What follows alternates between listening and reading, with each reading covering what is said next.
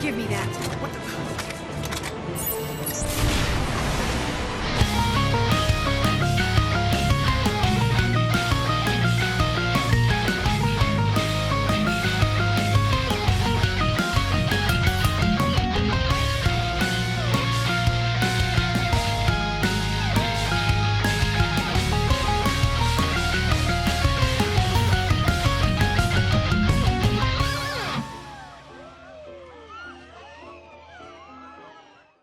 Welcome back, everyone, to our latest episode of Video Game Book Club, Part 2 of Final Fantasy XIII.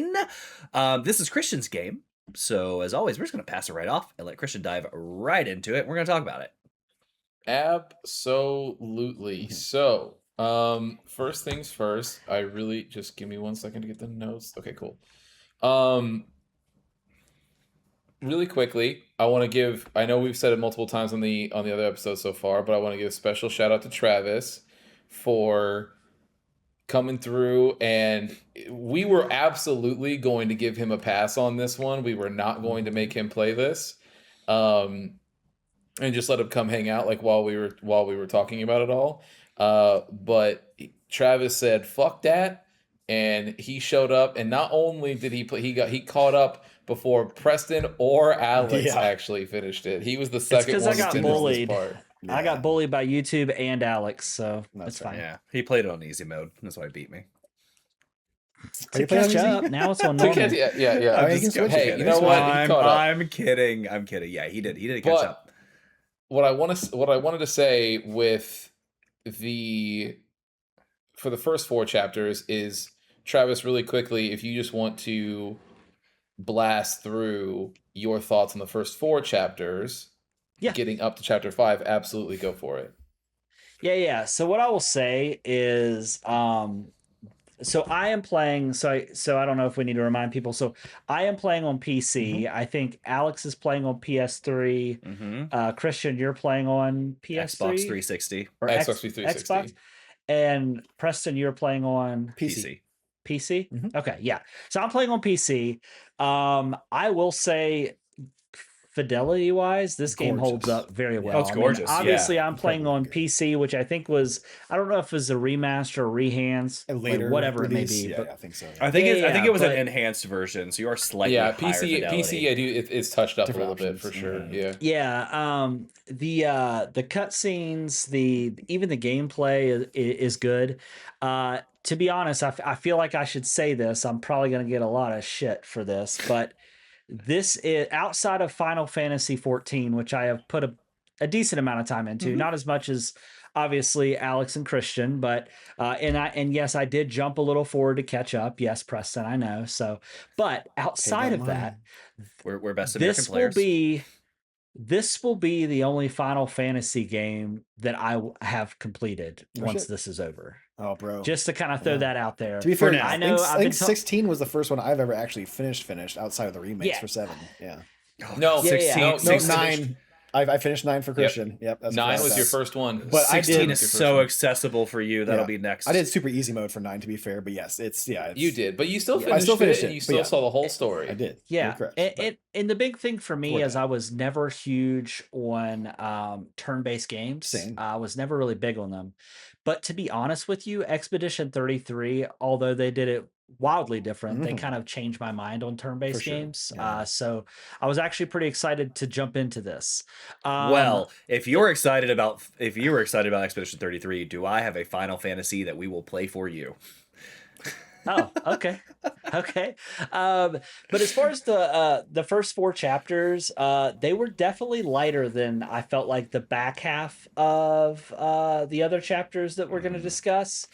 The story so far that has to do with the purge and the fallacies and the lacies, I feel like the terminology is all over the place and very much too similar. I still can't figure it out. And I've read things and I've watched videos online. I still don't get it all.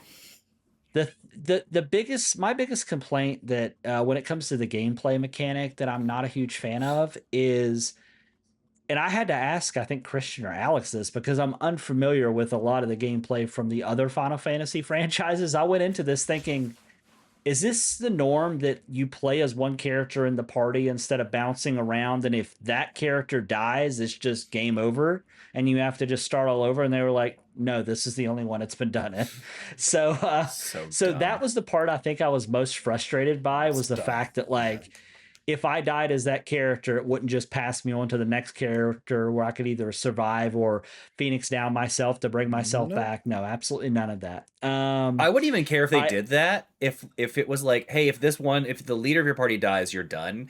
If I had control over anyone else, To do so a I could Phoenix be down. like, you heal me, Yeah. instead of the AI going like, nah, we'll see. So yeah, and before that you was keep the going, last thing Travis, I just want to say when you told us when you said that when you were like, this is my first Final Fantasy, I remember Alex and I being on, and I immediately went, Oh, I am so sorry for making it. I had no idea. I was like, if I had known that you had never played one, I'd have been like, please don't let this be your first one because it's nothing like any of the other You'll ones. love the next ones you play. yeah.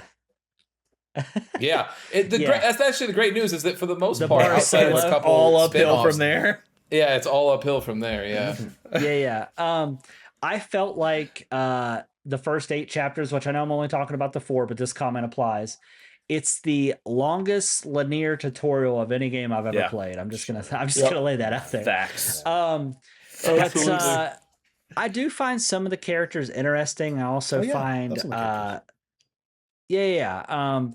I sometimes, well, I'll save this to last, but I do think that I love the setting of the game. I love the vibe of the game. Like as far as like the visuals and the cutscenes and all that stuff, I do struggle with some of the dynamics between the characters that you're forced to play with. Whether it is like Saz and Vanille, I have so much cringe factor when they're together because you find out like, and I can't remember when this exactly happens, but you find out Vanille is not as old as you think she is, or not as That's, young. that's in they this playthrough. They do it. They do a Yeah, daddy. yeah. They do a daddy-daughter thing that's kind of weird throughout their. Yeah. Well, he's a their time dad, so like together. he has that weird. A kinda, little like, bit, but when she drops the line that to Saz that I know you have problems sleeping beside somebody that's so cute, felt real weird about it. I'm Well, just gonna she say also that, jumps okay? up on like a pillar or something like that, and the little chocobo gets in front of his face to be like, "Hey, man, don't be standing on her ass," kind of shit. Like it's they do that kind of weird stuff every once in a while. But to be fair, Zaz is not like hitting on her or anything like that the entire time. So that's Yeah. And I as of right now, up until 8, I find for me personally, Saz's story to be the most compelling. But the relationship between him and his son, and just like what is going on there exactly. So that's kind of where I'm at there. But I will say, as far as the combat goes, this will be the last thing I'll say, and then I'll let you start. Is that in the very beginning, when I'm getting used to it, I'm like, yes, this auto battle thing is cool. That wore off very quickly because I was like, this doesn't seem smart enough to know what it should be doing at times. When I should be healing, when I should be like either debuffing or buffing or whatever. So I stopped using that fairly early into the game. Good for you. Yeah. Because just the auto battle system, it sometimes just did not feel like it knew. I'm still using auto doing. battle. same. Until I need to not do it, I'll use auto battle. Just get through it. Same. I will sometimes paradigm hop to get them to force what I need without actually picking stuff. But in general, I still just auto battle it up, baby. So far, and then the last thing that I'll ask, because I think this happens after chapter 4, the changing the weather system thing. That is after chapter 4. That's in chapter that's 6. after. Yeah, that'll be that's chapter 6. Then I will hold my thoughts on that. But overall, first 4 chapters, I felt like were fine. The back half heavier, and then the story starts to develop a little bit more. And I feel like I've started to care about some of the characters more later on in the game than I did in the very beginning. I will say Snow and Hope for me, as far as the 2 characters, I have the hardest time dealing with, even more so than Lightning, even though she seems like an angst emo teenager. But other than that, that's kind of where I'm at.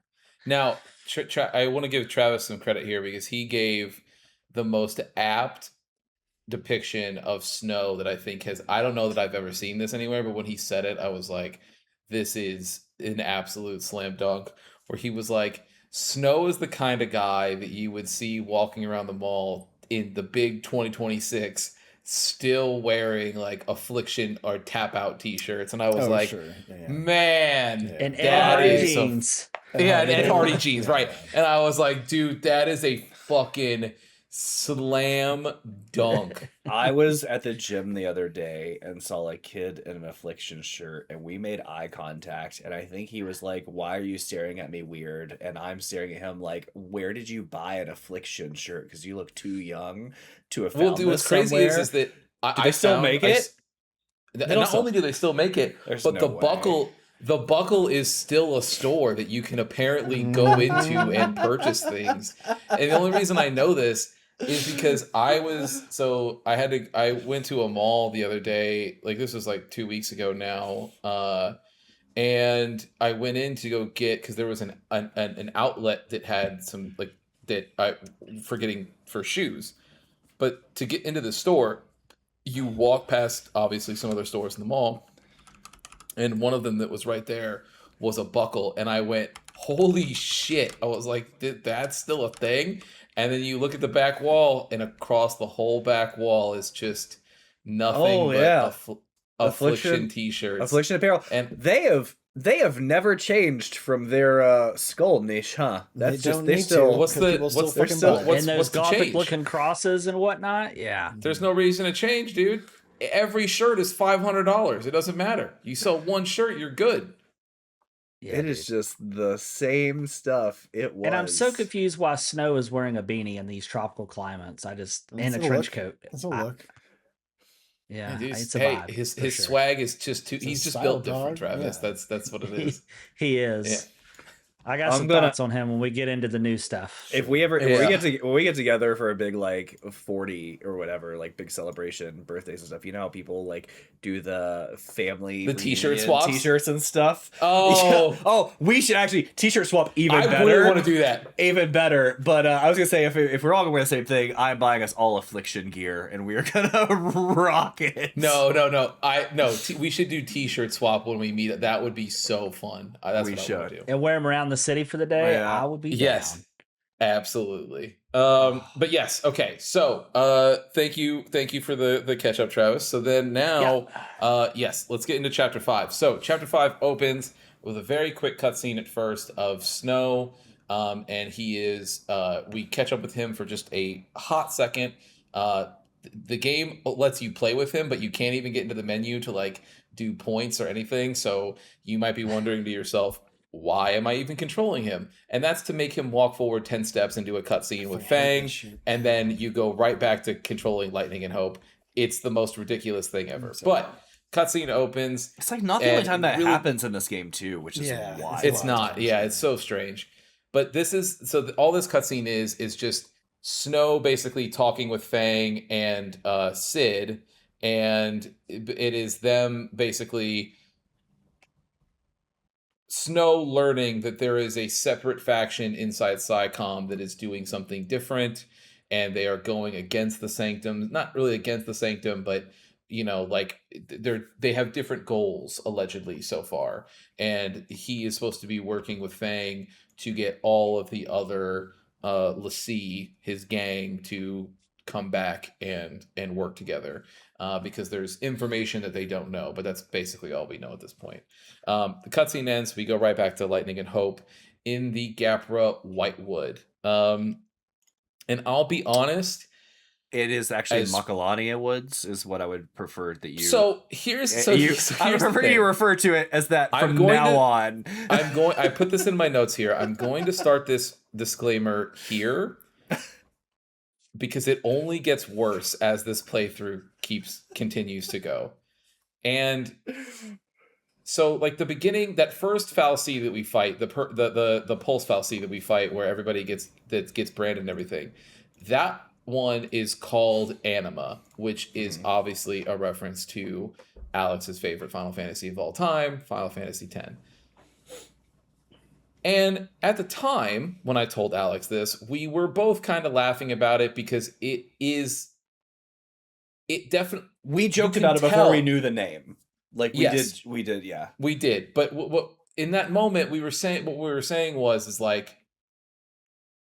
this is a shitty version of Anima, but you can tell that it is at least like trying to do the Anima bit. Like the general thing about Anima is on display here. It's just done in a dumbass way, in my opinion. That's how I felt. Are they going to have a Genova boss battle?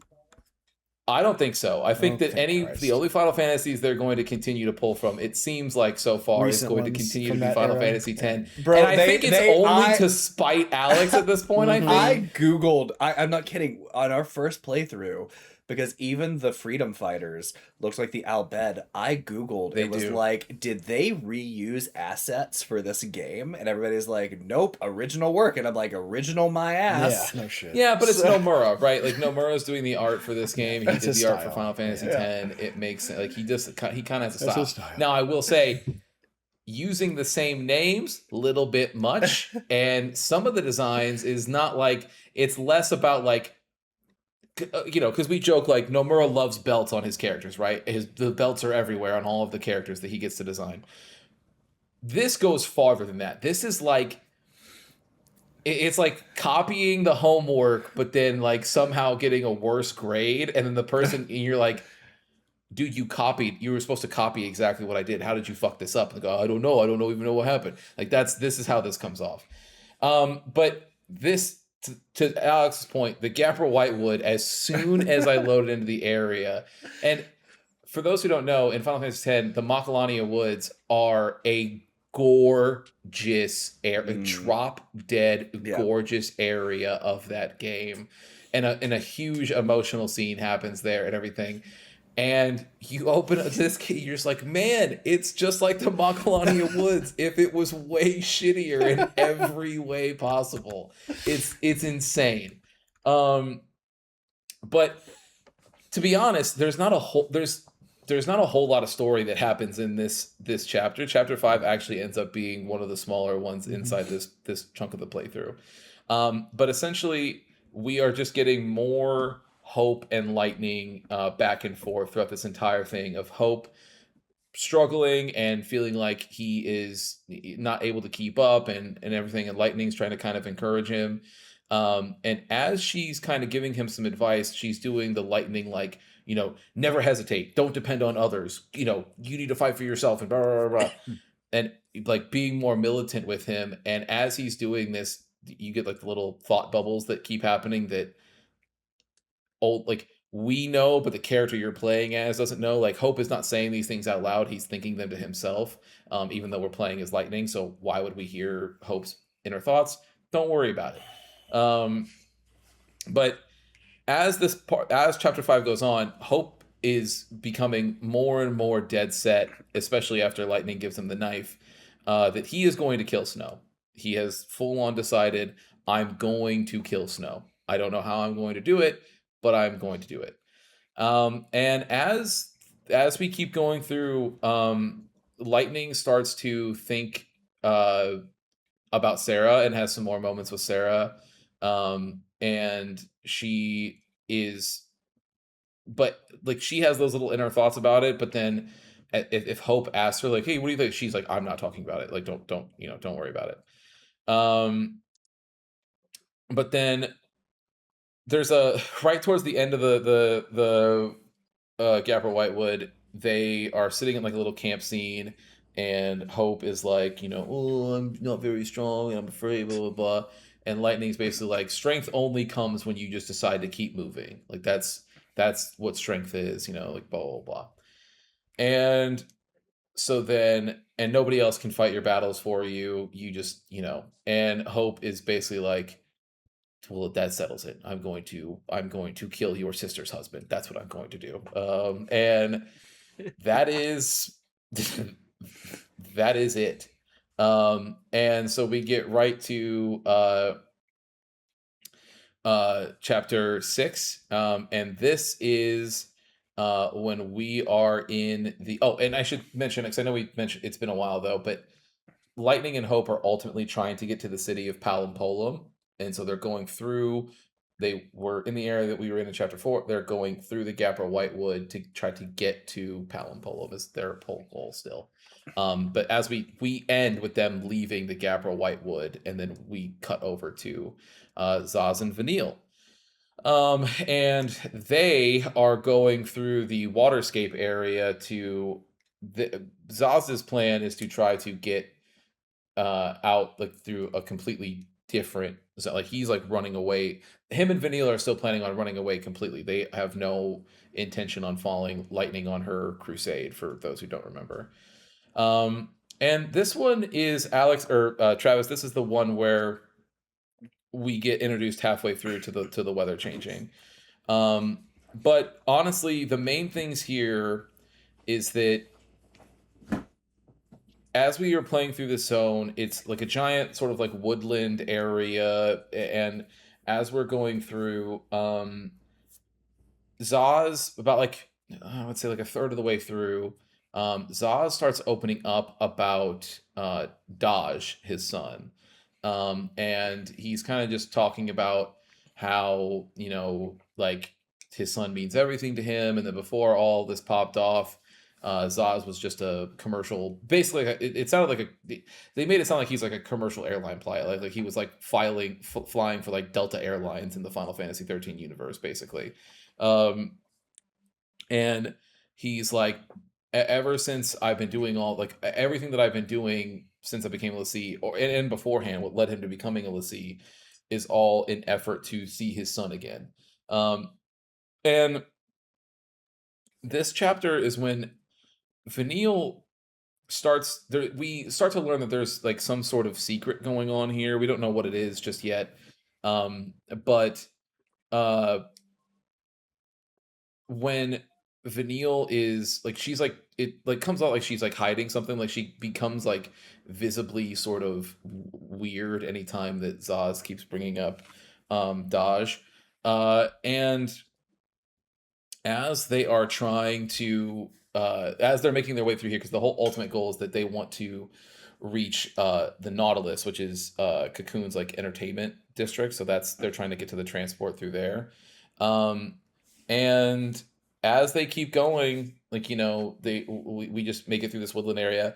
And what I will say is I'm going to pause after this one so that we can talk about how everybody's feeling up to this point. But the combat in this area is specific, and it's one of the things that Travis brought up, is that as you're going through this, about halfway through the zone, they introduce a new mechanic in here that is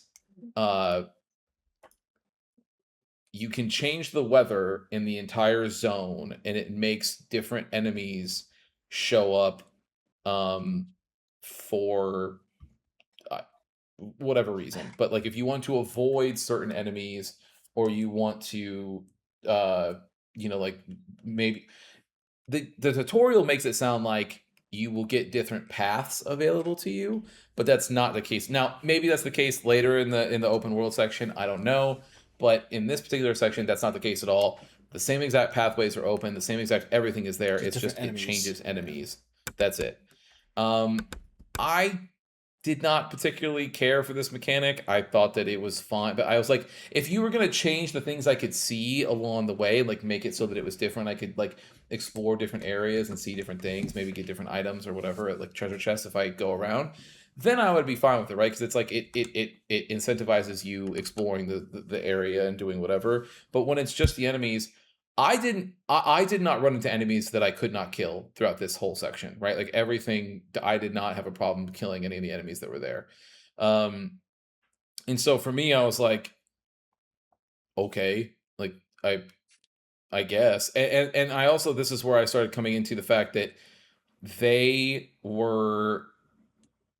enemies will respawn every single time that you change the weather also. And so it was like, oh God, okay. So, because what I've been doing is like, because there was an area, part of like the midway through, where it splits off heavy left and then heavy right, and you can like, and they'll come back and meet up. So I was like, oh, okay, well, I'll run the whole way around, like kill all of the enemies, and then change the weather and like see what's different, right? Did that, since I changed the weather, all the enemies respawn. I was like, okay, well, I'm not fighting you guys again. I'm not doing that. So, and so I ran past and then just kept going.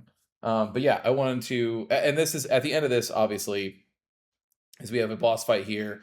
Enki and Enlil. I don't know if these are a reference to anything. I have no idea. But it is these two sort of tree looking things that are on all fours. They look to be some sort of like forest spirits, I'm guessing is what they're going for here. But you basically just have to focus one down and then you can use the other one. If you try to split your damage between the two, they end up killing you.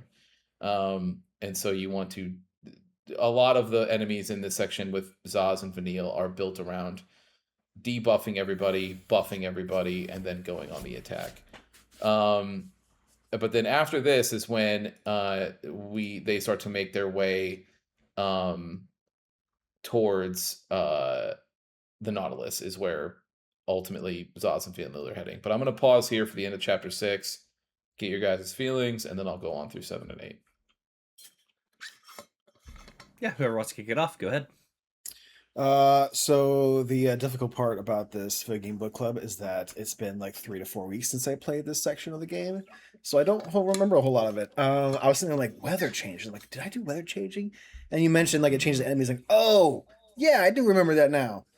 So yeah, I do remember that. I thought it was a unnecessary type of like game play mechanic. Sure, sometimes there's like a big enemy with like 2 little small minions, and then you can press the weather change, and that was like now just 2 small minions. So that was kind of all right. I do like the changing of not changing, but the addition to like the character development as far as you're finding more out about these two characters. Like Zaz did mention something about a child at one point, so I was kind of hoping to get more of that. And then because I've been spoiled through Wikipedia or whatever I was looking up at one point or another, I did see Vanille's age, and I was spoiled kind of what's going on there. So I was very curious and very interested to see like all this kind of stuff progress and like how they're kind of dealing it out to us. But other than that, I don't feel too much different on the game so far as I had beforehand, to where I think it looks great. I think some of the story is pretty decent. But other than that, I feel like I'm just going through the paces on this game at this point in time. Fair. Travis? Yeah, I think for me, the weather changing thing felt kind of gimmicky, I think initially. Super gimmicky. Yeah, unless and I don't know if this is the area that no, I don't think it's the area that Alex farmed, but unless like is not the changing the area I weather farmed, with no. different enemy types and stuff is maybe good for like farming certain drops or something like that. I know that I had a better time when I changed it because it took me a minute to figure out what the I guess what the trick was to defeating the armadillo style character. But in the meantime, what I did is just flip the weather and then just fight the things that kind of look like Which I think that's what they pterodactyls probably or- wanted you to do. Sure. I'm sure that was what Yeah. To avoid Yeah. those characters Yeah. and enemies. Yeah. So I had used it to flip and fight the characters that are more like the flying pterodactyl things or whatever, just because I found them much easier.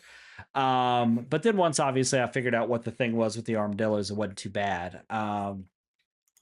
I will say, even though, and we may talk about this later, I'll just mention this and I'll turn over to Alex. Even though this is the world's longest tutorial, whatever, I do feel like there were still things hidden in the game mechanics that wasn't necessarily clear that they weren't teaching you at some points in time. Especially if it's like a new enemy type and it's like, okay, well, let me walk you through this first one. But that might be just because I've not played a lot of games like this. It's a So that might be JRPG. something that just comes natural to somebody else. So that's probably on me at that time.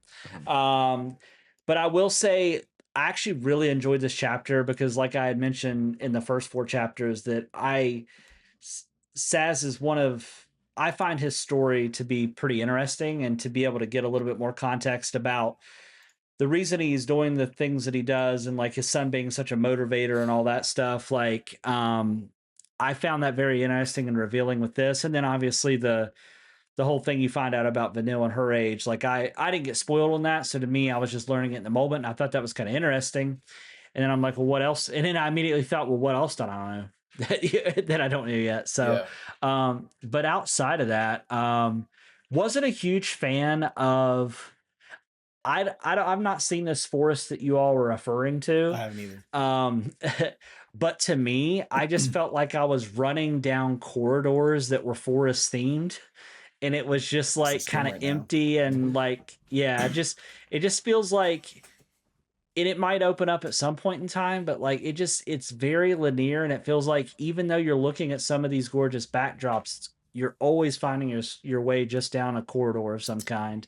Um, but outside of that, that's kind of my thoughts on on So 5. before you go, Alex, really quick, I just want to say, so for Travis, I hate to be the bearer of bad news, but that is basically the main The criticism game. of this game from other Final Fantasy players is that it's nothing but corridors. And so it seems like, unfortunately, outside of the open world chapter, we are going to be in for some Dude, corridors. and there were So there were times Christian and I were talking the other day of just like we wanted to smack our head against the wall and be like, if I look at one more of these poorly designed corridors that look exactly the same, and like you'll get to places where you're in this playthrough where you're like, oh cool, I beat somebody. I feel like this is done, and the game's like, nope, yeah. more corridors are the same, and you're just like, but why though? Yeah. And Yeah. the other thing is, I wanted to push back a little bit on something that you said, Travis, where you were like, you felt as though there was things that the game was not teaching you, and you were like, but maybe it's because I haven't played a ton of JRPGs. Now, on the one hand, that is true. A lot of JRPGs do drill into you this whole thing of like debuff an enemy, buff yourself to like do this stuff and blah blah blah. Blah. However, from a game design perspective, I don't think that that's I don't want to give Final Fantasy 13 a pass on that, because you never know when someone's first JRPG is, right? Like, to go back to the weekly prologue this week, like when Nick was talking about bringing back Chrono Trigger.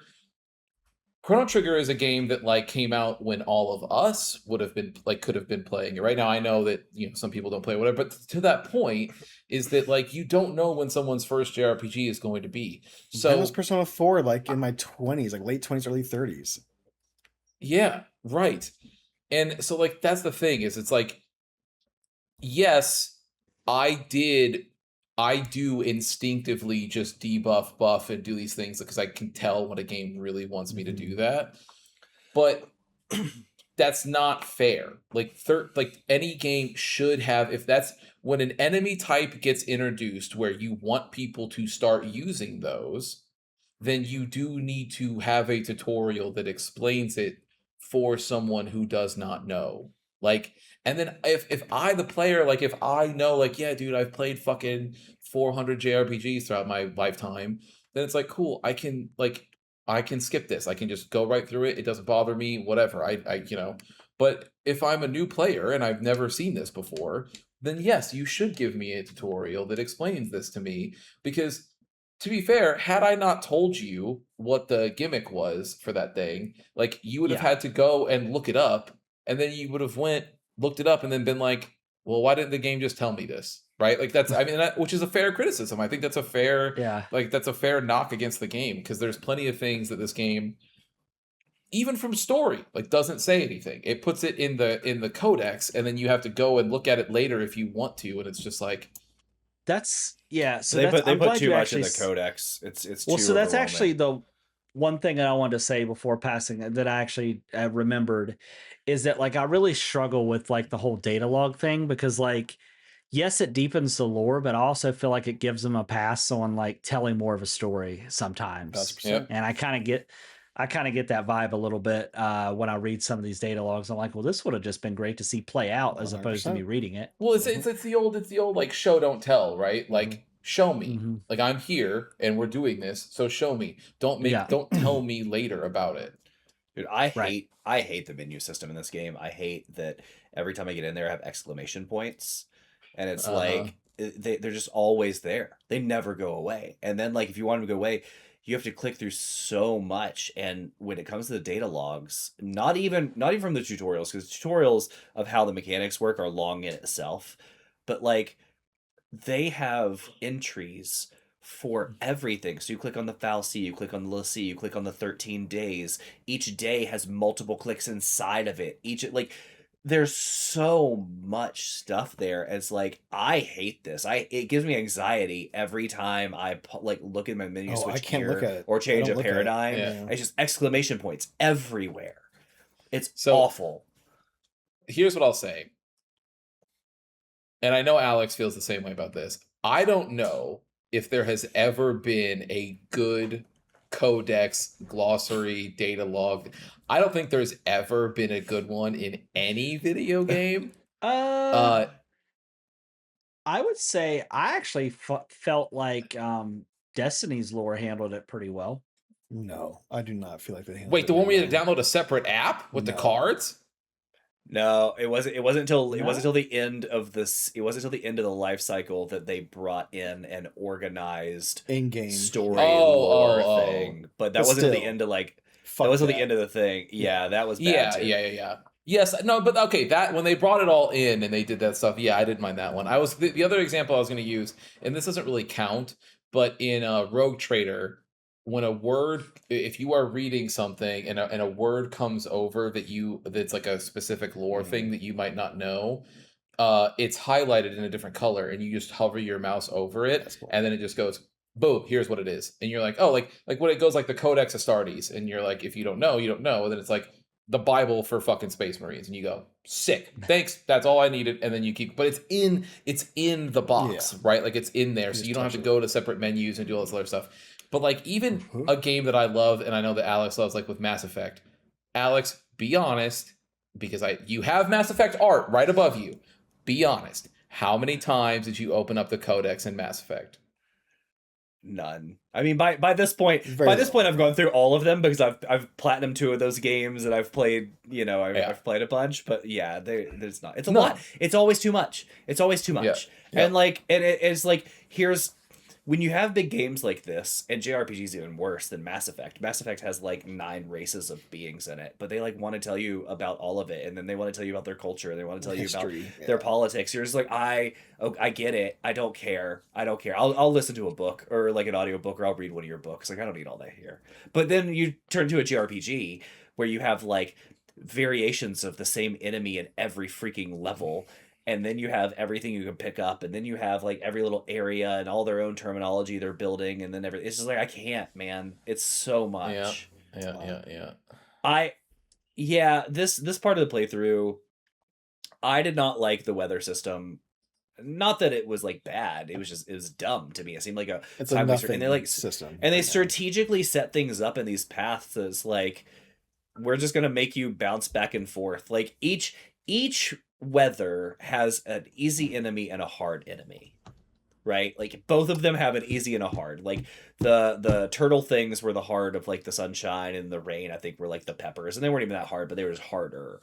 So it was really just like, which do you want to fight? Do you like these guys better, or like is your paradigm set up to beat them faster? That's how Or I felt. is- It was like, which ones do you prefer? yeah, which you prefer is all that it is. And like, it was like, okay. So I Googled it because I wondered too. And I was like, hey, does this weather system exist anywhere else? And Google AI was like, oh, it exists other places in the game. But Game Facts, somebody asked the same question. And people from 16 years ago were like, nah, fam, you'll never see those again.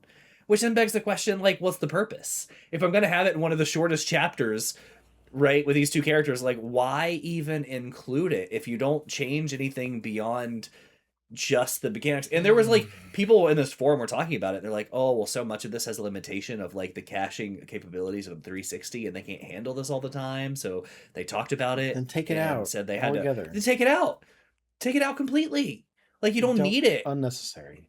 So Also, here's my opinion on that, to be honest, is as the person who's playing it on 360 and I'm going through the multiple discs and stuff, at this point, like nowadays, obviously this doesn't happen anymore with Blu-rays and everything else, but back then, with Xbox still using DVDs, and the consoles before that was the original Xbox and the PS2, people were used to multi-disc games. yep. I wouldn't give a shit, and no one else would care if you launched Final Fantasy 13 on the Xbox 360 and it had 5 discs instead of 3. You could have made it with 6 discs instead. I don't really care what the thing, but like, yes, like obviously data limits and all the other stuff using DVDs, fine. But then to Preston's point, either don't include it or go the full way, and then however many discs it takes is however many discs it takes. Yeah. Yeah. So I didn't love that in this playthrough when we got to the part with Vanille and Saz, and you're learning more about Saz's son and all of that. I thought it was fine, but this game, like, they wanted to be mysterious, right? Like Chris, as you said, like, which at this point it is mysterious. We still don't know how this ends, because that ends in chapter 8. But right at this point, it's still mysterious. So they want to be mysterious here, and my problem is, like, we're in chapter 6. We're multiple hours in this game. You're dropping mysteries, which isn't uncommon for a JRPG, right? Especially Like Final you're Fantasy, learning, yeah. right? But this whole game has been a mystery. Like this whole thing, like why the Fal'Cie exist and why they create, Lassie or whatever, and like the whole focuses. We still don't even know what the focuses are for these characters. We just know we've been branded, and it's like, at some point. We got branded and we saw a vision of Ragnarok. It's to stop Ragnarok, I'm assuming. It's like we are here to stop Ragnarok. We saw Ragnarok, but that's we what we're supposed to be stopping. That's what I'm guessing. That's what I'm guessing. Maybe. We don't know. That's the thing, but it's right? a video game. We're the protagonists of heroes, and that's the whole reason why we're doing this. So obviously we're here to stop Ragnarok. Like, we're playing a fucking video game, right? Like, that's going to be the fucking story. Like, if it's not the story, I'm going to be very surprised. Like, why the fuck did we see Ragnarok then? Right, but that's the thing. I know what I'm doing. That's exactly what I'm saying. You don't know, right? You're not far enough. But I feel like I do know. I feel like it is implicit in it being a video game and these being the main characters. We all see the end of times. Well, I don't know what my task is. I don't know what I'm supposed to be doing with my new tattoo and powers. Probably to stop the fucking thing you just saw, which is the end of times. That's what I'm probably guessing. Yeah, my new tattoos and my powers. Yeah, maybe. We'll go with that and see what we learn, right? But that doesn't change what I was gonna say, which is all of this is just. It's a mystery after mystery after mystery. You're 8 chapters into a 13-chapter game. Mm-hmm. You can't keep giving mysteries. You have to start giving answers. And in my opinion, so far, it's bad storytelling. And like, I'm not bought in to the Saz and his son thing. And that's a me thing. I don't connect with it yet on that level. Like, it doesn't hit for me right now. And it may. Yeah. To be fair, kid stories are very hard for you to connect to. Like with The Last of Us, you were like, chop that bitch up. Like, you did not care. I know. But I just said that, right? So there's that. And then like you have unlikable characters like Lightning, and I don't see her strong motivations. And like Hope's motivation I see, but I'm seeing it from an omniscient perspective where I know what really happened. So his motivations, in my opinion, are just bad motivations to kill Snow. So like, so far, I just have a hard time looking at anybody going like, I care about any of you, because right now I really don't. And I don't know the crux of everything on why we're even doing this in the first place. So like, I don't love the storytelling when we're this far into the game. We're not anywhere so far 6, but like at this point specifically, I agree with you on the characters. I hate even saying this because at this point we know nothing about her. But throughout up until this, like going into chapter 7, I was like, yeah, Fang's the most interesting character. Mm-hmm. And we've only gotten like 5 lines 3 of minutes dialogue. of her. Yeah, she's been nothing. Yeah, we've only gotten 5 lines of dialogue at this point, but I was like, yeah, Fang's the most interesting character. Yeah. Like I'm interested to see where that's going, but everybody else.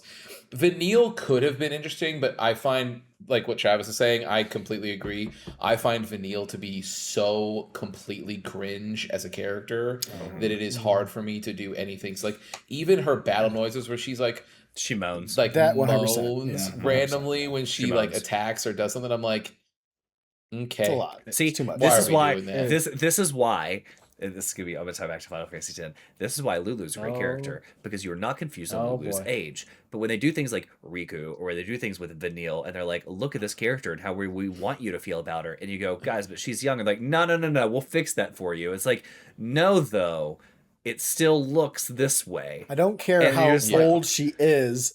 How she paper, is here right now Right. is like an 18, 19-year-old girl, and that's weird. We get It's it, just Alex. weird. She doesn't have enough belts. I get it. That's It's true. just no Vinny- belts. Vin- No yeah, belts. Enough black. Yeah. But yeah, so but this we get into chapter 7 here, and chapter 7 is Oh my god. whew, Buckle up. Buckle it's a up. big one. Fucking It's a big part one. I two gotta by say, itself. I was so happy to be sitting, and I watched Travis stream this whole thing. He and I were hanging out basically for 2 days while didn't he was believe going you. through it. I'm just gonna say it Yeah. right now. So fucking He didn't, long. and watching somebody go through it after I had just went through it was so cathartic. Because I kept telling him, he was like, dude, I gotta be getting close to the end. I'm like, nah, Nope. brother, you're about halfway. And he's like, Nope. dude, fuck you. Like, he was like, you're lying. I was like, dude, I promise you.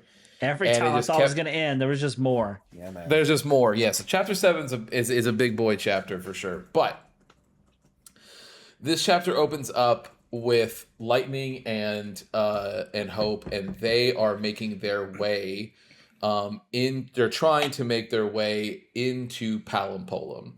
And they're the way they're going to have to do that is as soon as they walk up, first they try the front gate. Front gate, SciComm locks off the whole front of the city. You cannot get in or out. And so Hope was like, "Hey, there's this old like waterways like thing through the food production plant basically that I used to play in as a kid. We can go through this way, and it'll get us in, and no guards are going to know about it because there's a little hole in the wall that nobody really knows about." So Lightning's like, sick, let's do it. So that's what you do. So you go through there, you get into the food thing, and we meet another Fal'Cie. This is Palampolum's food. What is it? Food and water control, I think, is basically what they do.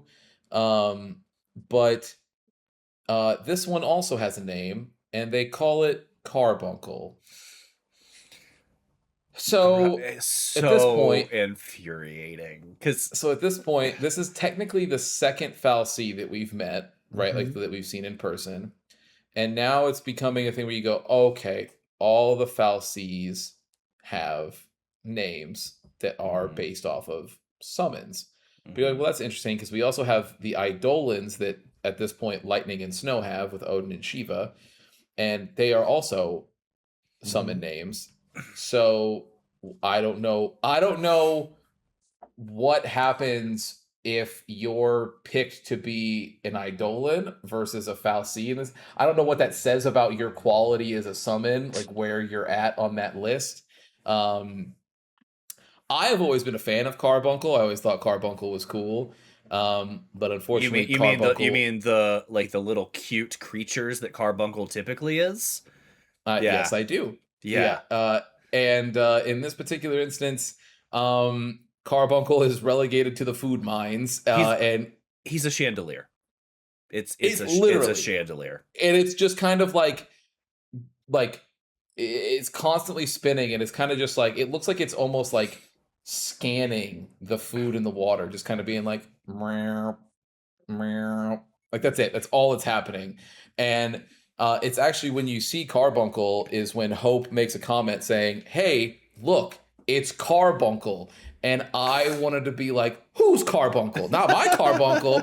Nuh-uh. And then it was like the old like the Godfather meme or whatever. It's like, look how they massacred my boy. It's like, Yeah. dude, like that. This is rough. It is dirty. rough. That's a rough look for Carbuncle. But Poor buddy.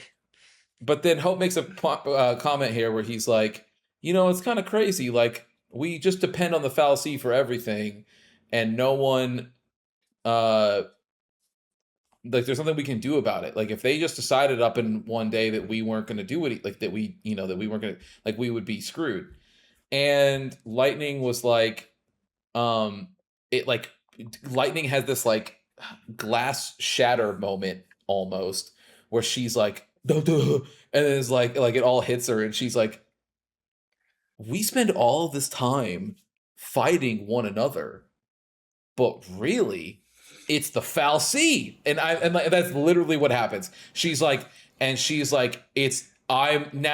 feels even more vindicated in her like holy crusade where she's like, all of this is the fal'Cie's fault. Like if we just killed all of the fal'Cie, then we would never run into any issues ever.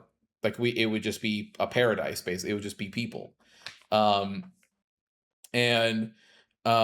she is but she, so this part was weird for me because Lightning, her tone changes where she feels completely vindicated but acts like her goals have changed, where she's like, I'm going to save everybody.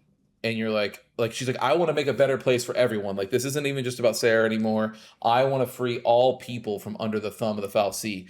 So anyways, I'm going to go and continue my assassination run on the Sanctum. And it's like, right, so then nothing changed. Like, you think at this point, you think that you have a more righteous like goal that's, or a more righteous outcome that will come from you cutting the head off of this snake, but you haven't changed anything. Like, your goal is to still kill and destroy the Sanctum. But so she was killing for one person. Now she's killing for everyone. Right. Exactly. That's it. That's the only thing that's there. But she's like, but she acts like it's this giant change. Like, she's like, I have a new goal in mind. It's like, well, you don't. You really, don't. You just feel more righteous in your cause, basically. Which I thought was funny. But then, so we make it through there and we get out into the city, and what is waiting for us but a massive ambush. And Hope is terrified, and he's like, this is it. We're getting smoked. And Lightning is like, hey, you just need to run. Like, I'm going to hold all these guys off for as long as I can. You run and live to fight another day. And right before this, when they're riding the elevator up, she gets into it with Hope a little bit about the thing with Snow. Like, she's basically like, what the fuck is going on? And he's like, I just got something I got to say to him. And he doesn't elaborate anymore. He does not say. He says that it has to do with his mother and the purge and everything else, but he does not say that it. He does not come out directly and say that he believes Snow killed his mother. Because why would Hope ever be direct at any point throughout this situation? But Lightning starts to get the sense that he is borderline ready to be violent, but does nothing to correct it in this moment. And instead, as they're riding up, basically goes, hey, look, I don't know what's going on, but if you've got something to say to Snow, or if you've got something going on with Snow, just be direct. Like, just head on, go handle it. Don't stop fucking tiptoeing around the whole thing. And doesn't bother taking the knife back. And does not bother taking the knife back, very specifically. And at this point, you can actually see the light click in Hope's over. He's like, Lightning just gave me permission to kill. That's how he feels about it in that moment. So anyway, so the ambush happens, and they go to start. They are getting ready to potentially run. And who is it but Mr. Affliction himself, Snow, and him and Fang show up to save the day in what is, we can all admit, a very, very pretty cutscene. Every cutscene is gorgeous. Every single one. Yes. Yeah. But this one is, so Snow busts out his Eidolon power, lets everybody catch a taste of Shiva, and Shiva sisters. Huh? Shiva sisters. Yeah, the Scissor Sisters. And they... It's the most Devil May Cry summon I've ever seen in a Final Fantasy game. Yeah, and again, to be fair, you've never seen that many worse. summons in Final Fantasy, so this is the only one. Yeah, that's fair. Yeah. But yes, so they basically, everybody, they create a distraction, destroy a bunch of the enemies that are around. Fang's General Psycom forces are holding off of the Sanctums, and so they're able to escape. And they start but they have to split off because of some, the different fighting and the explosions. Snow makes it a point to call out here. Like he tells Lightning, "Hey, Sarah can be saved. It's a thing. Don't worry about how I know, but I'm just telling you, she's still alive. It can happen." And so in between this, or at the end of this cutscene, the split ends up being that we are left with Snow and Hope, and Lightning and Fang are off having their own little adventure that we will check back in on in a little bit. But we play as Snow and Hope here, and a lot of this is watching. I felt as though this part of the chapter was worse than watching paint dry. All of the battles are incredibly slow. Because Snow is using Sentinel and Hope has little to no health, and they say this in the tutorial thing to show like what this pairing is going to look like. And you essentially are forced between some of the bigger enemies and bigger battles in this section to keep switching paradigms to have Snow get all of the attention, Hope heal him, and then once all of that, then switch to Commando and Ravager. Then if Hope's health starts to get low, back to Sentinel and heal, and like go back and forth till the enemies are down. And you also have to get ready, and this is to Travis's earlier point about how the auto battle ends up being fucked up, is that there are certain enemies that you need to be using the Sentinel thing for to guard against some of the bigger attacks that they have that could one-shot Hope or potentially kill Snow as well. And if you use the auto battle when you start to see these big moves coming, because it's not 100% guarantee that any of the provoke, this also goes for any buffs or debuffs as well, but any of the non-attack moves, there's no guarantee that these will actually hit. And so the game will go, okay, you need to provoke everybody. We're just going to do 4 provokes in a row to make sure that it goes off. And you go, okay. And then you go, okay, cool. Now auto battle again. It's like, okay, we'll put the shields up now so that we can block whatever attack. Oops. Too late.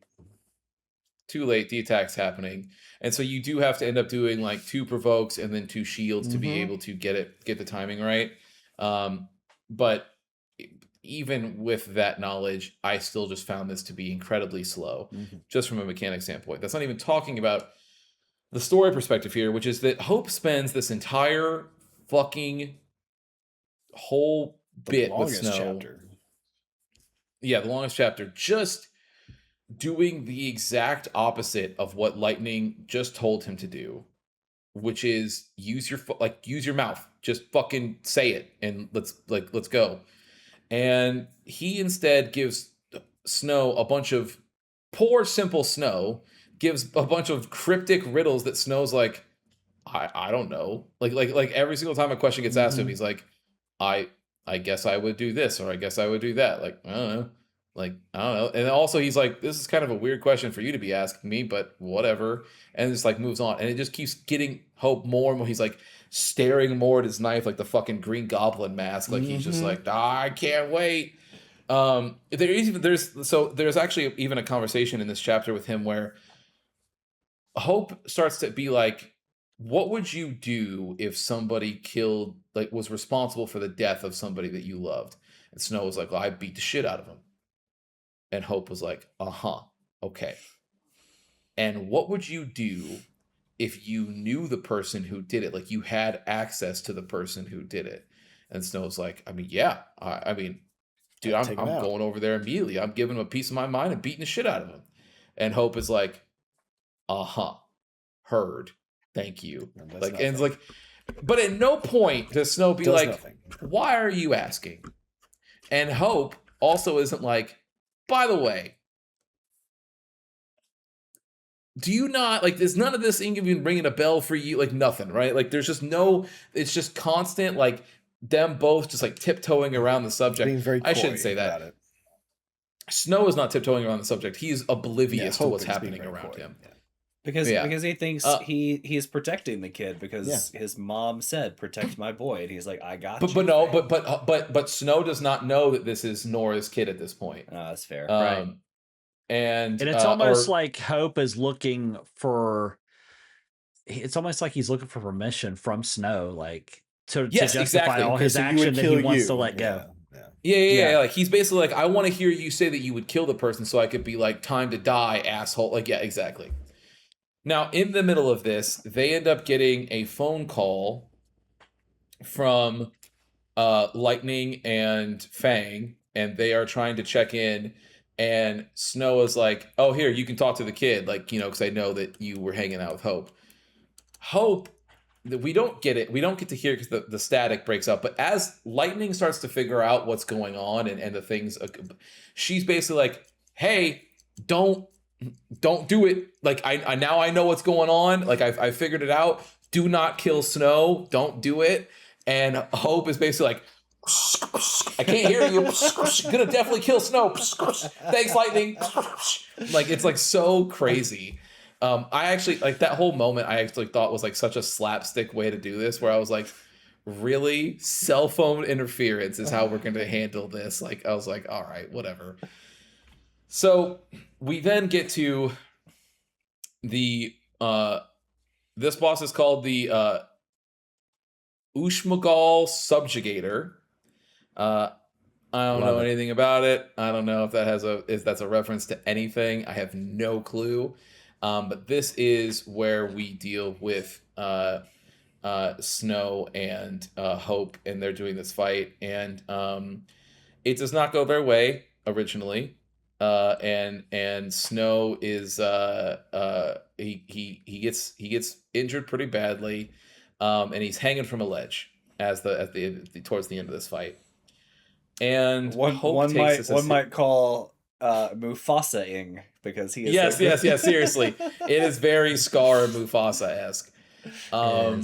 And Hope takes this opportunity to be like, he comes over to the ledge, sees Snow, and is basically like, finally tells him, you son of a bitch, you killed my mother, prepare to die. And goes, and he actually ends up having like this weird sort of like energy charge that like you think I'm convinced that originally they were gonna have Hope get his Eidolon here. Possible. But they changed it at the last minute for some reason, because it really does seem like he's going to get it. And there's like this burst of energy that comes for him before the bomb explodes. But this thing, and you're like, what's happening here? And then before he gets a chance, and Snow realizes at this point, because the way that Hope is talking, he's like, oh, you're the kid. Oh, damn. And I've been telling you to beat the shit out of me for the last hour and a half. Mm-hmm. And so Hope gets ready to drop the knife basically on Snow's hand to make him fall like Mufasa, basically, like Alex said. And a missile strikes behind Hope, and he gets blown off in the most, what I can only describe as the most like Kingdom Hearts way possible, where the explosion happens and you just hear Hope go, eh, and like his arms like explode out, and his he big ass feet just flying through yes, the air. dude, yes. It's like all I could see in that moment was like, because it's slow-mos too, all I could hear Sora is like vibes for sure. is like Simple and Clean start to play like in the background, and Hope is just like falling forward in slow-mo. I thought it was I know that they were going for a serious moment here, and I just thought it was the funniest thing. I was like, of course.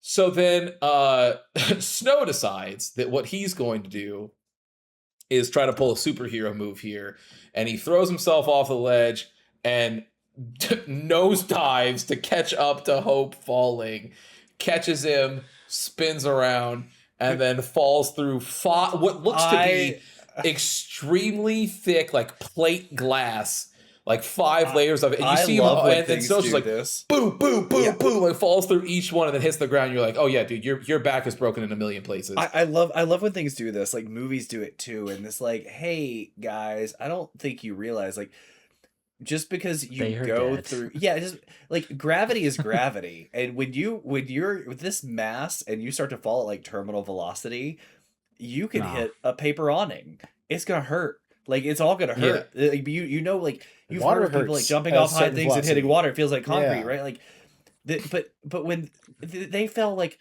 tens of stories. That's sci-fi. Right? Oh, yeah. It's supposed to And be like dumb fun. and he bounces who and he cares? bounces. No, I get it, but like he bounces off stuff and you're just like, I know. oh, Well, you're no. you're So he doesn't- dead. You're dead. He bounces off the last one, right? He falls through like 5. He gets to the last one. And he's like thud, and then like rolls, rolls off, and off. then hits the ground. And you're just like, dude, you're dead. You're You are- jelly. Now You're I a will jelly grant bag. you. I will grant you. Dude, he's wrapped in Ed Hardy and Affliction. He can feel no pain. That's true. He has extra No fear armor. Yeah, that's tattoo, true. Yeah.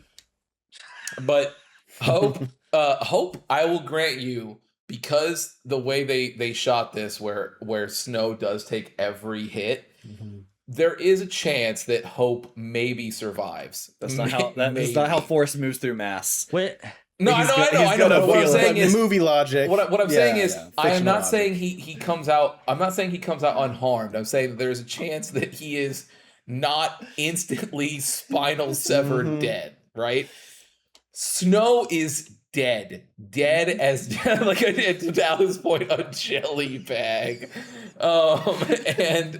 But so that scene cuts, and we get to start playing as Lightning and Fang. And I don't know about you guys, but for this particular section, I go, oh my god, Thank Christ. what a breath of fresh air. Yes. The only 2 characters that are fun to play. Oh my god, thank God. Now, I You thought do that this part, you immediately. get to I do it. thought that, and then I immediately was like, okay, I changed my mind. Is this where you get to play with them for like 3.5 minutes? And then Yeah, you and go right back to Yes. Snow. Yeah. Yeah. Yeah. yeah. Yeah. But yes, so this ends, or it starts with Fang getting the dog shit slapped out of her by Lightning, because Fang has fully explained basically everything going on with Sarah. Now, we don't get this full explanation just yet, but she basically is like, you know, I have explained like how, basically telling her what Snow knows, which is, here is how Sarah can come back and these different things. And you know how we were, you know, we're doing this and getting the Lassie to work together to do this kind of thing. And Lightning was like, you know, fuck you, and slap the shit out of her. And Fang is kind of into it and is like, all right, like gets all excited. And you're like, Oh, yeah. okay, yeah. Speaking of Scissor Sisters, yeah, for sure. Yeah. And so then they're sitting so Fang is like, all right, so are we cool now? Like, you got your hit in, are we good? And Lightning's like, yeah, for now, you know, if you have any more revelations for me, I'm liable to hit you with a backhand again. But for right now, we're cool. And we get to play with him. Alex, to your point, it is like maybe 5 minutes. It's very quick combat section. And they finally catch up, and Snow and Hope are there. Snow is still completely knocked out, and not helpful at all. And Hope decides, because this boss ends up coming back for round 2, and Hope is like, I'm gonna do it, it'll be me. And then he gets utterly destroyed almost immediately. But it's okay, because Lightning and Fang have caught up, and they are here to save the day. And Lightning very quickly is like scanning the scene, like, did you fucking kill Snow? Like, did you do? And Hope was kind of just like, I didn't do it. Like, it's, you know, But the it's fall fine. may have. Yeah. The fall did for sure. Yeah. But they go. So then we finally get. I mean, I shouldn't say finally, because it happened one other time, but another brief moment of having 3 full characters in your party. And man, does it just make a fight flow Feels so good. so much differently. But yeah, you get through this fight, and it goes well. And then we make it into Hope's dad's house. And Which By the way, before you go any further, up until this point, doesn't Hope kind of paint his dad as like an asshole? And like Absolutely. just yeah, and then we find out obviously go ahead. Yeah. Yeah. So, actually, there's multiple things about this that have, one, made my disdain for Hope grow even larger, and two, was just like, oh my God, not only do I find your motivations completely nonsensical, and I think that you are just a bad character, you're also a spoiled brat, where he opens the door and like they're wheeling Snow in on a stretcher basically, and Fang and Lightning are there, and they're getting the playable character is technically Fang here, but Hope opens the door, and his dad is like, oh my God, like, Hope, like, what, oh, thank God, and goes to hug him, and he pull like they separate for a second, and he's like, who are these people, what's going on, and Hope just goes, mom's dead. And you're just like, you, and his dad is kind of like just like deadpan. You're like, it could be hard to say, but they're not portraying it like that. Like, I consider a child trying to tell their father their mother died could be something very hard and emotional for you to say, but that's not how they're putting it off as. It's just no, like, they portray as Hope is just like, mom's dead. like, you're like, mom, Dead. But here's what dead. I can here's what I understand find that. interesting Yeah. here's what I find interesting about that is he struggled so much to tell a man that he barely knows that he let his mom die, but then he just is able Yes. to just tell his dad just straight away. He's evolved. Yeah, like, mom's dead. He's a And it's progressive just character.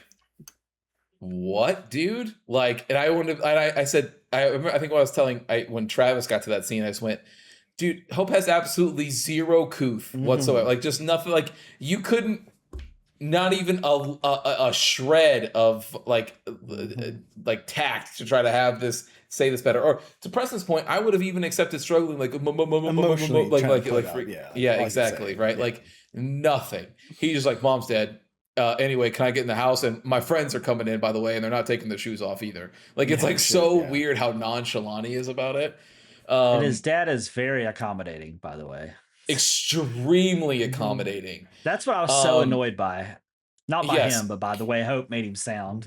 And even going through the rest of this part of this chapter, Hope is like trying to get his dad to be an asshole, and his dad is like, no, you're my son, I love you, it is okay, like, I'm just happy you're home, like, all of these things. And I was just like, dude, you suck. Like if I was Lightning, I'd be like, this is the dad that you spent all this time bitching about?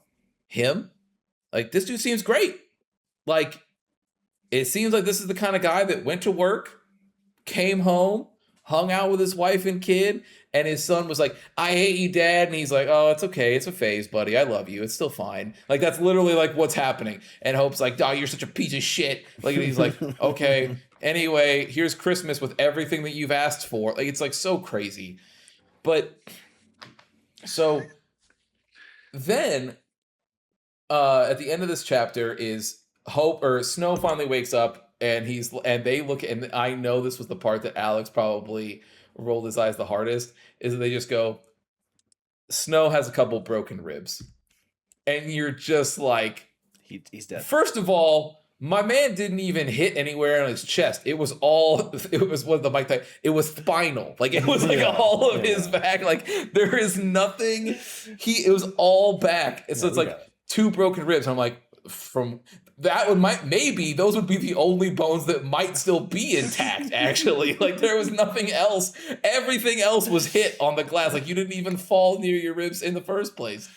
But so he's like wrapped in like a little chest bandage, and then Psycom starts to come at the city. They found out where they're at, and they're getting towards Hope's house. And Snow is like, oh, I'm gonna be ready to fight, and Lightning's like, sit down, dumbass, like, that's not happening. But there actually is a note here where Lightning is absolutely noticeably nicer to Snow. Like, she has changed to most her mind on Snow, which is, if you remember from a few episodes ago, this was one of the parts that Preston and I were talking about, where we were like, this is the first time in this entire game where I have seen any amount of emotional maturity Progression from of character, Lightning. personality, Right. I have no idea how long that will stick or whatever is going to happen. I'm just saying there was a brief moment in this room where I was like, wow, you didn't just sucker punch Snow for the first time. Like, I'm you're proud awake? of you. Yeah. Right, so she's like, oh, did you break some ribs? But boom, like it's right, and the other one's like, About this oh, nose, that's bitch. normally what I would have assumed. Yeah, seriously. But yeah, so Psycom comes in and they start getting ready to raid the place, and Hope's dad, once again, to Travis's point, just being a solid dude, and is like, not only am I going to help you guys escape, but tie me up and make me seem like a hostage. And like, that way, if for whatever reason you guys still need help later, I will still be here to be able to help you. And basically gives Hope a bunch of words of encouragement and everything as he's getting ready to leave. And I was just like, yeah, dude, Hope, you suck. I'm sorry. Your dad seems like a fucking real OG, man. Like, I cannot believe that you are being such a dickhead. But then, yeah, so everybody that's that the end of that fight, we have another boss fight where you are destroying one of the attack ships that that comes in, and from there you like, it's just the main thing for this boss fight is you don't attack the boss itself, you attack all of the pieces of the ship first that destroy So all it of the stops things, attacking then you so there's much, barely yeah. anything left, and then you can go from there.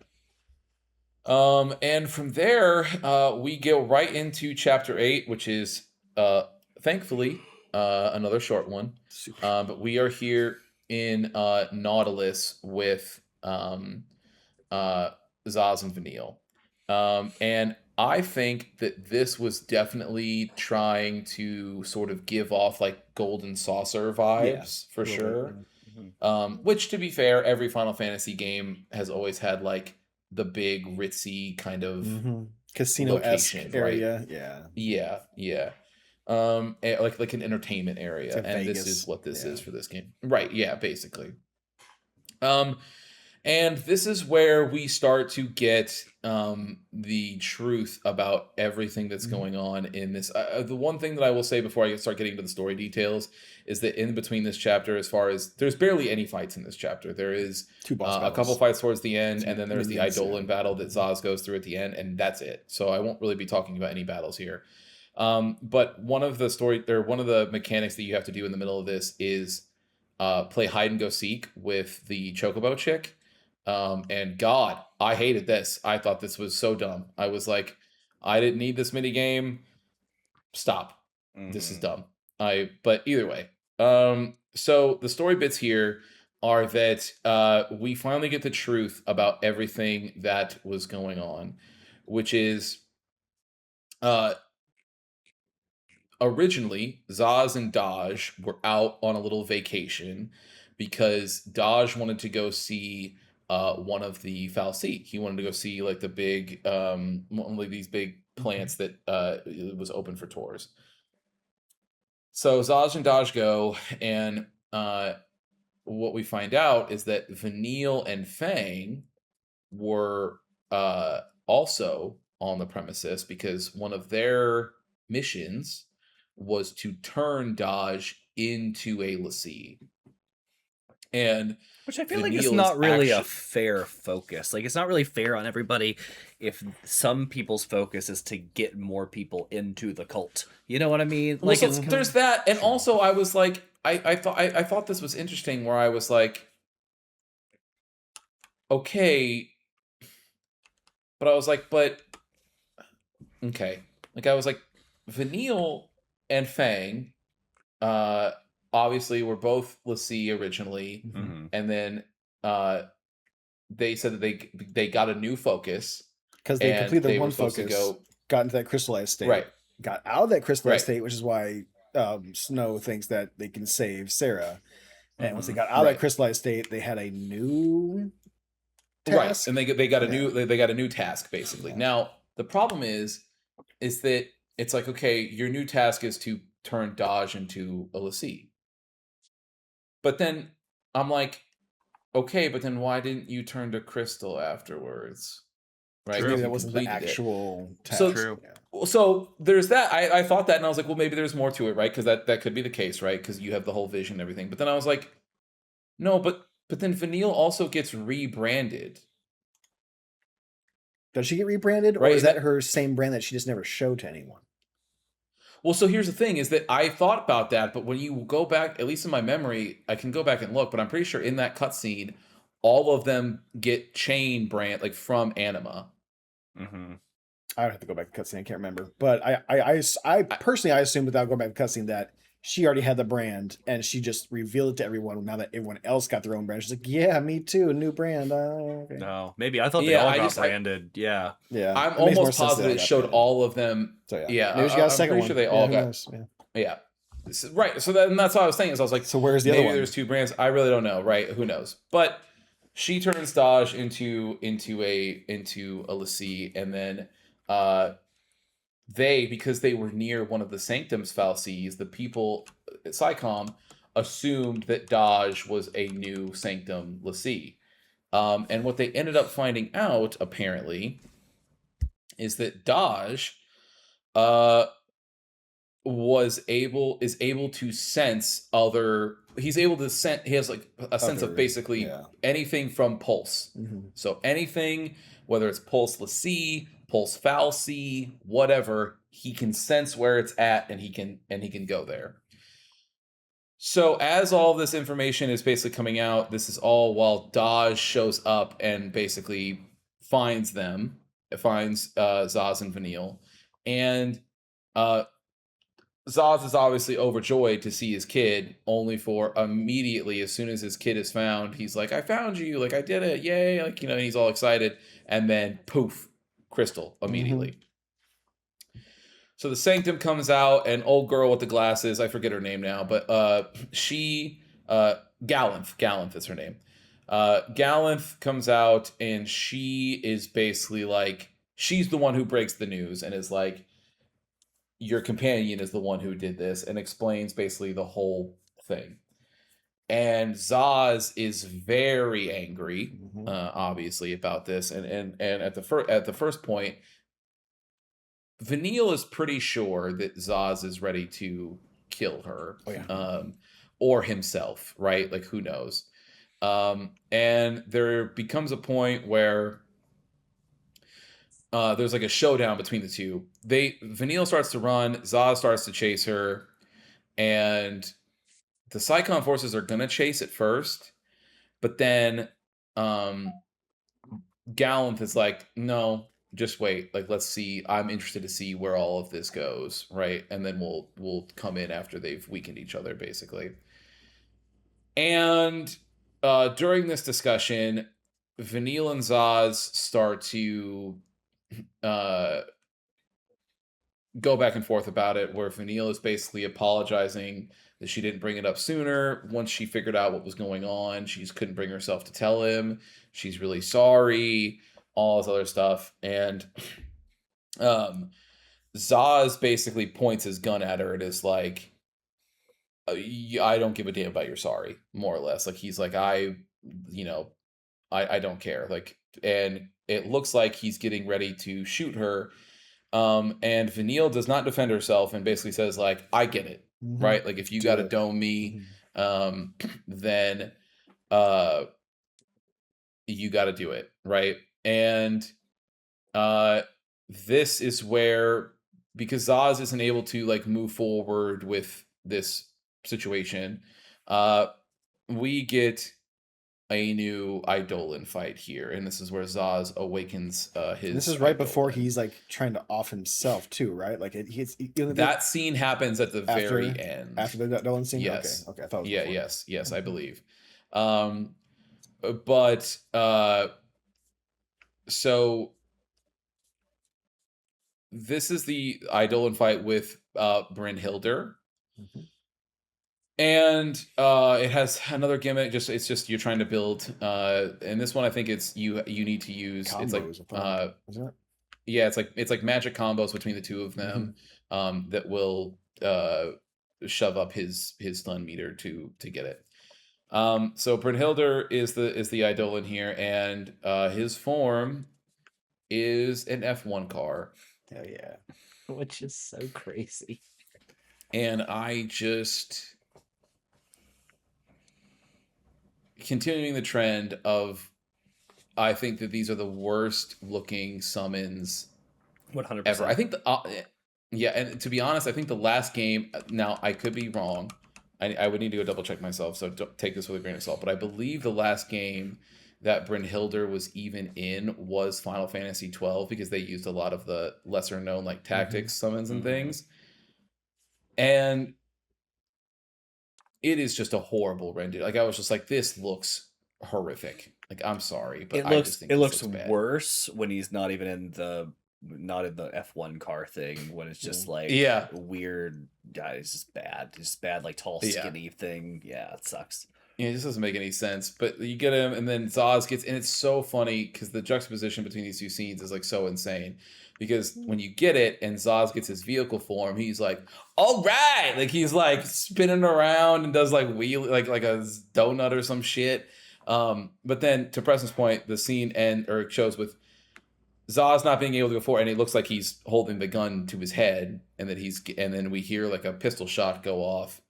And at the end of it, is he decides the shot either, I don't know where it goes, like it doesn't kill himself though, and he decides to continue on, despite everything, and he's as he starts to figure, he's like, well, if you were able to come, then that means that Dodge has hope too, so I need to go. But then obviously they are captured at the end of this chapter. The Psychon forces are right there. They are surrounded. And that is where we end. That is chapter 8 done. So yeah, I don't know. There is a lot of things here. I'll let you guys go. I'll just really quickly say for me, I think when I got done with this section, I just said to myself, I still think that Fang is the best character on the cast. Correct. And I said to myself, I cannot believe that the only character who had any amount of growth throughout this entire 4-chapter stretch was Lightning. Mm-hmm. Everybody else either like isn't thinking clearly, or just like with Hope's thing, like you technically Hope was getting there. He was getting there towards the end, like the whole like he got kind of like, I'm not going to kill Snow anymore. Like I kind of accepted that kind of deal. Yes, he started to accept the presence. Right, but then he ping pongs right into the shit with his dad, and so you're like, right, exactly. And so it was like, dude, like for 5 seconds, man. And then also you have the stuff with Zaz and Vanille, where Zaz has every right to be upset. Like I understand that for sure, but also, firsthand now what it's like being a Lassie, and you get the vision, you do the thing. And so I would say to him is be like, well, what did you want Vanille to do? Right? Like if this is part of Vanille's focus and this is what she has to do, then your option for her is either die and turn into a Zombo, or do what she's supposed to do. She's a young adult. She's pretty much a child, almost a child at that point. Like she's a late teenager. So it's like she's a kid. She doesn't know what to do, so she's probably going to go ahead and continue on with what she thinks needs to be done. But honestly, even if Vanille was in her 30s, and Fang was also probably perpetuating that as well, because Fang was with her. Sure. But what I'm saying is like, even if she's a full-on adult, that is an impossible thing to put on somebody. Oh, sure. To say like, well, you should have just died. And it's like, well, you don't know. It's not. I don't want to. It's not that simple. It's not that easy, right? You wouldn't make that decision either. So get the fuck off my back, right? But either way, I thought the combat sections in this stuff, I hated everything with Snow and Hope. I thought it was so boring. and a rinse and repeat mechanic that I was so ready to be done with. I think that going forward, when we I do not want for the rest of these chapters. I do not want any more two people sections. Three was great. I Three was hopeful, fantastic to have. yeah, and I'm tired of getting teased with it. Like, just let it be done.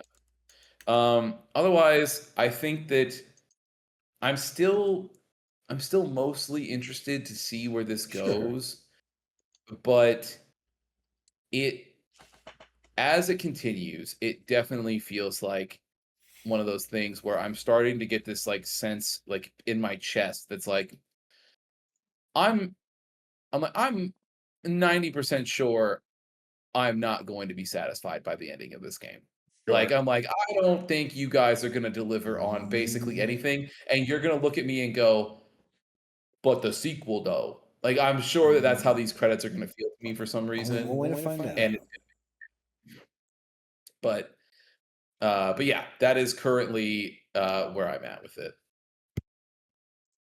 Yeah, so I didn't actually have the struggle that you had with chapter 7, right? With Hope and Snow. Something about them clicked for me. I set pretty early on my paradigm as like the active one, which was synergist and not even sentinel, synergist and something else that Snow has. And after like in every fight, after Hope got off like 2 ATBs of attacks and put a couple of debuffs up, then I immediately just went into like Ravager, and if I needed to, I could go like or command a Ravager or whatever. If I needed to, I would go into a heal, but rarely like fights even got to the heal part. The only time I had to slow down and do manual was the fight you were talking about, which was like the big turret, the turret attack that the motorcycles had. The Gatling gun. Yeah, the Gatling gun was the worst But attack. Yeah.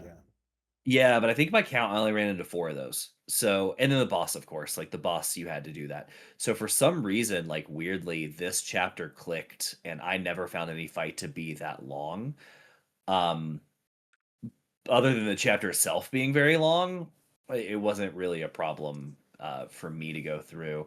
But yeah, man, I don't know. I feel the same way about the characters. Like there's not a whole lot of growth here. I'm with you. Like the cutscenes are enough that I still want to see where the story goes. So I'm still interested. I also don't know if they're gonna hit the landing. And what scares me even more about nailing this landing is that I know there's 2 sequels.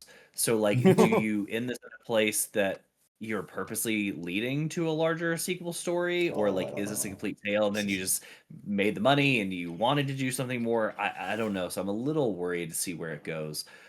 I will say I hate all of the Eidolons to this point. They're trash. Absolute trash. They are the worst, just like everything else I've seen in place of this game. It is the worst version of itself in a Final Fantasy series. And it's not just like, even we were talking earlier about the way JRPGs handle themselves, if you're a JRPG veteran, like they go so far away from what you know as a veteran. Like many times at this point you would be grinding in areas to level up, but like the level up system isn't even the same in this game. With the Crystarium, they almost disincentivize you from leveling up, which is so weird because like if I level up to get skills, I only get them as certain classes, and some of these classes may not even be the best classes for this character based on what I have. So like then I'm not even using that class that much. So it just, I don't know, man. It's We'll see where the story goes. Every part of this game is the worst version of a Final Fantasy story so far. So Yeah. I think. Oh, go ahead, No, Preston. you're good. Go ahead. For me, obviously, I have the joys of not knowing much about other Final Fantasy games. Kind of why I'm sitting too. But even with that being said, I'm still not having the best time. I don't. This might be a bold statement, but I don't know if I've ever played a game where I have disliked majority of the cast in this game. I really struggle with, like, even when I think about Snow and I think about Lightning, and I'm like, sometimes these people seem like they're the real antagonist at times to their own detriment. Like when I think about, like, especially early in the game when Snow had like this hero complex, right? And it's a lot of toxic positivity, like he can save the world, but to the detriment of everybody around him. And that's story wise, that's kind of how I'm where I'm at right now. I I also liked fighting with Fang and Lightning, but the funny thing is their fighting styles are identical. So like you're just constantly juggling people back and forth, which I don't. That they were like perfectly timed out to where like once you actually get them like vulnerable and staggered, and both those characters do a lift up or a juggle attack. So it's like I get Fang up, juggles up in there. Once she's falling down, Lightning comes in, juggles it up, and I'm like, this person's not doing shit until their stagger's done. So like it's kind of odd. Yeah. Yeah, which I'm not mad about. I wasn't as lucky as Alex. I did not love the Snow and Hope combo. Not only from a like fighting mechanic standpoint, but just that, and I'm hoping obviously we've seen where 8 ends. Now that everything's kind of out in the open as far as the tension between them two, I am curious to see where that goes. Because there's been a lot of this, back and forth. Should I tell him? Should I not tell him? So like now that like that is out, I'm kind of curious where the story goes. I'm also excited to get to the point, if you get to the point where you have a party of 3 and you can assemble who you want instead of being locked in. Yeah. Now I Dude, when know I've that had that when won't. I've had threes earlier, I did 3 Ravagers, and that was my active paradigm I would start off at, Just and I rarely had to switch. I would just roll through Yeah. things. Like, Yeah. anyway. Yeah, I also do not like the upgrade system in this game, and it's not even necessarily like spending points and everything is fine, but like zoom out instead of this whole like I gotta hit a direction and go this and that. Just like the mechanic is super weird. Even give me a boring menu where I like a skill tree or something. It just does not make much sense to me. Um Outside of that, I haven't played anything past 8. So I'm kind of curious because I felt like the way that the chapter 8 ended was kind of heavy, especially with the whole Zaz thing and all that stuff. So I'm kind of curious to see where it picks up.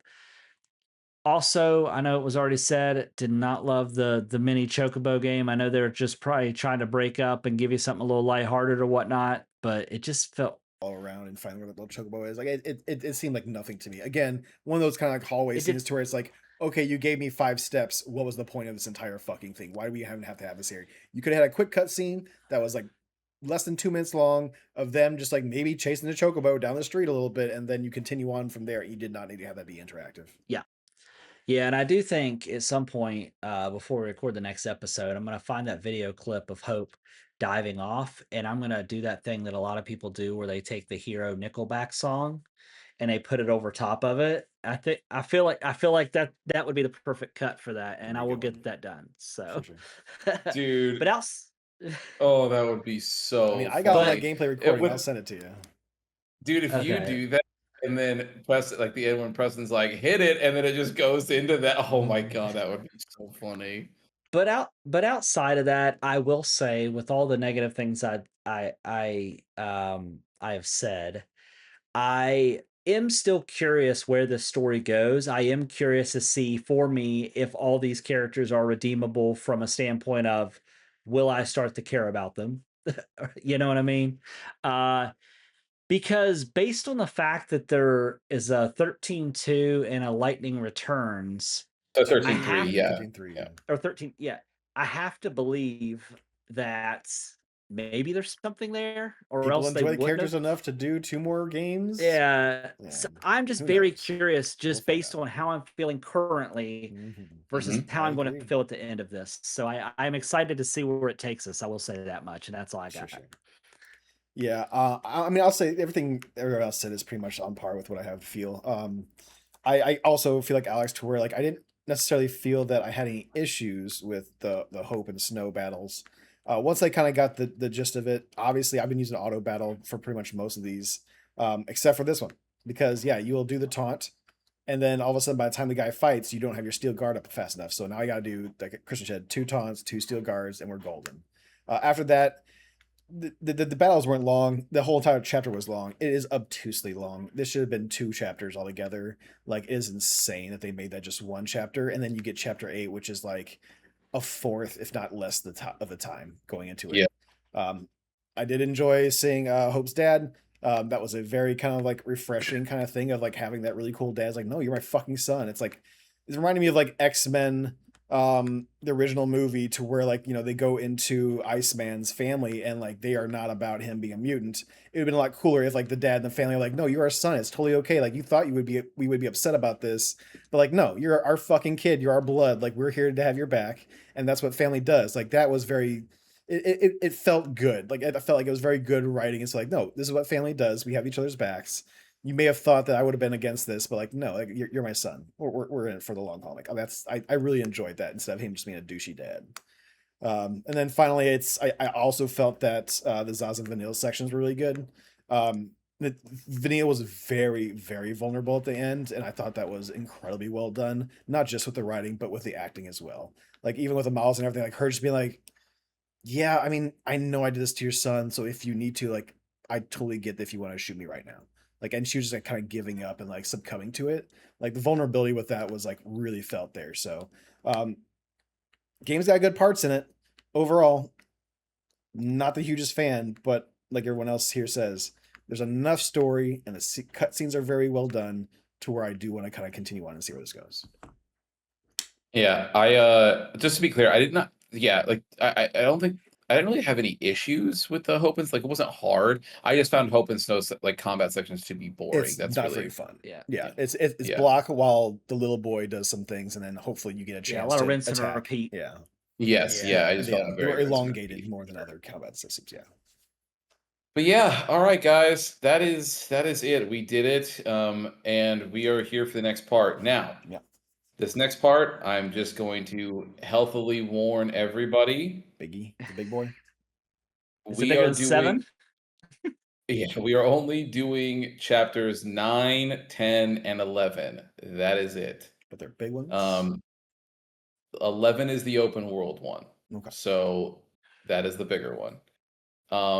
So we are going to only do 3 chapters this time because 11 is where we're going to be spending a lot of time, and then we will obviously finish it on the next part after that. Because there's only chapters 12 and 13 after that. So God, I can't believe that. I know. So, but what I would say is, obviously, for the listeners and the viewers, bear with us with chapter 11. That is going to be a one where we're obviously going to go through it. We are not doing a full complete. We are not doing all the side quests that you can go do. We're not doing that shit. 57 of them.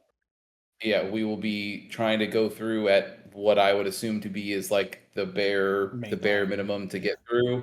Alex and I are playing on original hardware, so we do not have any difficulty modes or anything like that.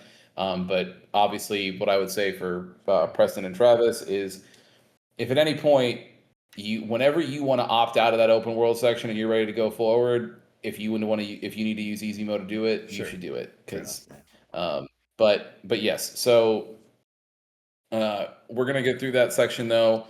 So as soon as you hit the beginning of chapter 12, stop. That is where we're stopping. We are done. We are done right there. The other thing I would say too is like, don't put it off for the last couple weeks. Like, you need to plug away at these chapters a little bit every week, because 9 is as long as 7, if not more. Like, they're not short. There's no short chapter here. Yeah. Okay. So, and 11, like I said, 11 is the open world one. So there'll be new mechanics, new things, all that other stuff added into that one. So, this one will be one of the beefier ones. But we're gonna knock that out. And then, like I said, we're stopping at chapter 12, and we will catch you guys on the next one In a month or so. Yeah. Hopefully a month. Heck yeah. So hopefully we'll have a better schedule. This last time was a bit we had rough. a lot of So things happening. Yeah. thanks for hanging out with us, everybody. That is part 2 of Final Fantasy 13. Of course, like we have been, we'll have some side quests popping in and out until we are ready to do part 3, but we'll let you know when that's coming up. Don't forget to check out Preston with his Star Wars Sundays, and of course, we'll be back at you next week with a new episode. And with that, Preston, you know what to do. Yeah.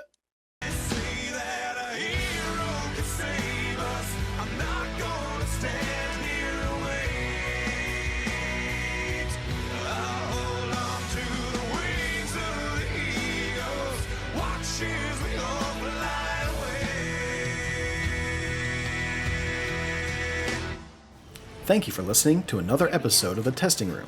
To catch up on past episodes or to check out the newest ones when they drop, follow us on Apple Podcasts, Spotify, or wherever you get your favorite podcast.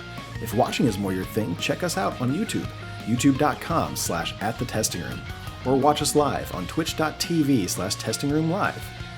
To leave comments or ask questions, you can follow us on Instagram @testingroompod, leave a comment on YouTube, or send them in to testingroompod@gmail.com. See you next time.